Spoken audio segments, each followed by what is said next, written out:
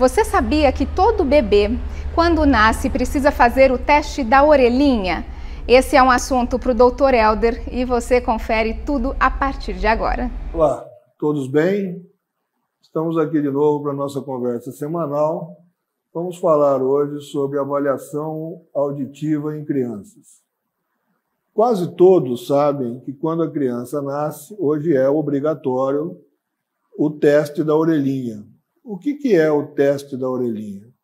Você vai colocar um aparelho no conduto auditivo da criança que vai emitir umas ondas sonoras que vai ver se a cóclea, o órgão responsável pela captação do som, responde a essa emissão sonora ou não. Vamos imaginar, então, que esse exame depende de uma boa permeabilidade da via aérea, da via condutiva do som. O conduto auditivo deve estar limpo, a membrana timpânica também, a cadeia de ossos e o canal que comunica o ouvido ao nariz devem estar sem nenhuma interrupção. Aí você vai lá, testa e dá ausente. Já ocorre uma preocupação. O que você deve fazer? A princípio, ficar tranquilo. Não há necessidade de maiores preocupações. Por quê? A primeira coisa que você vai imaginar é que esse conduto auditivo tem alguma secreção decorrente do parto. Pode ter líquido amniótico, pode ter algumas coisas desse tipo. Alguma descamação do conduto auditivo, alguma coisa assim. Então, o que você vai fazer? Você vai ficar tranquilo e vai repetir esse exame depois de algum tempo. Esse tempo, normalmente, é em torno de 30 dias. Você vai lá, repete o teste e dá alterado novamente. Aí você fica mais preocupado. Mas isso é uma coisa definitiva? Ainda não.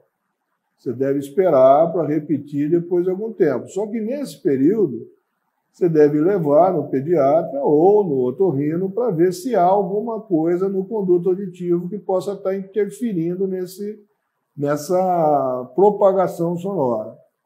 Se não tiver nada, se estiver tudo tranquilo, você vai repetir.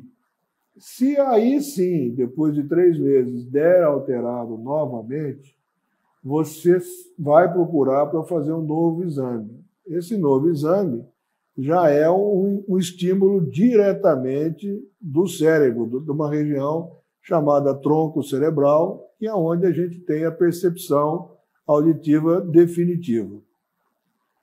Esse exame normalmente é feito em algumas clínicas ou em alguns hospitais, e devido à idade da criança, se você necessitar que essa criança fique totalmente quieta, muitas vezes é necessário uma anestesia geral.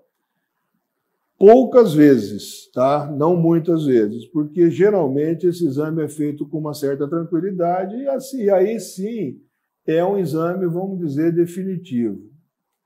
O que você precisa ter em mente é saber se essa criança pertence ao grupo de risco para lesão auditiva.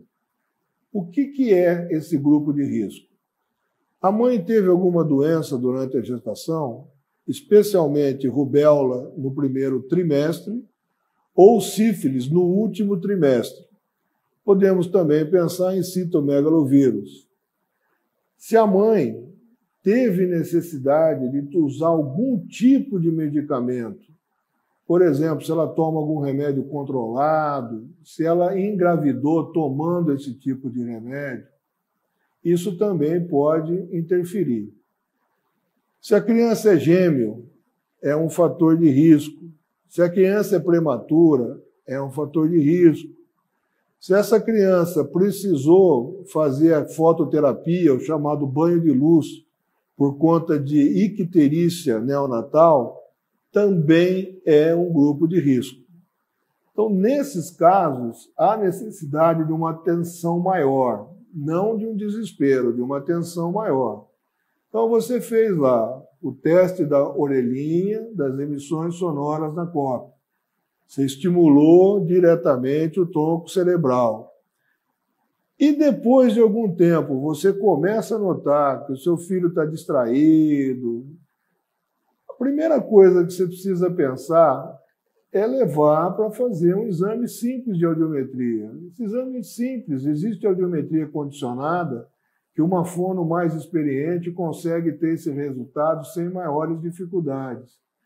Associado a um outro exame que chama imitanciometria, que é um exame que não depende da colaboração da criança. Através da pressão exercida no conduto auditivo em cima da membrana timpânica da cadeia de ossos, você vai poder ter a detecção de alguns reflexos e também da pressão dentro desse ouvido.